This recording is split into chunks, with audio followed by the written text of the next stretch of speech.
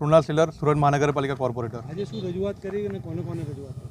આજ રોજ અમે કલેક્ટર સાહેબને, પાટીલ સાહેબને, દર્શનાબેન જરદોશજીને, મહાનગરપાલિકાના પદાધિકારીઓ અને અમારા વિસ્તારના ધારાસભ્યશ્રીઓને રજૂઆત કરી હતી।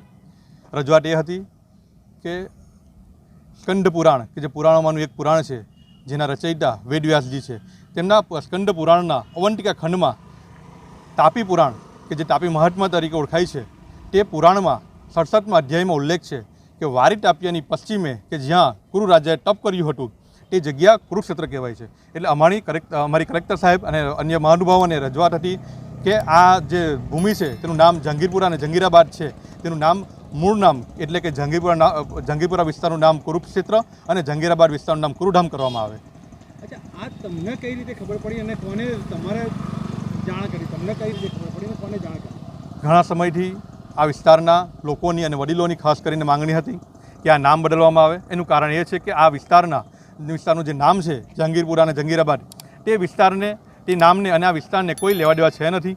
અને ત્યારબાદ વિદ્વાનોના મત અનુસાર અને વિદ્વાનોના દિશા નિર્દેશ અનુસાર અમે પુરાણોમાં જોતાં માલુમ પડ્યું છે કે આ વિસ્તારનું મૂળ નામ કુરુક્ષેત્ર છે। એટલે મુખ્ય રજૂઆત એ હતી કે આનું મૂળ નામ મુજબ કુરુક્ષેત્ર કરવામાં આવે અને જહાંગીરાબાદનું નામ કુરુધામ કરવામાં આવે।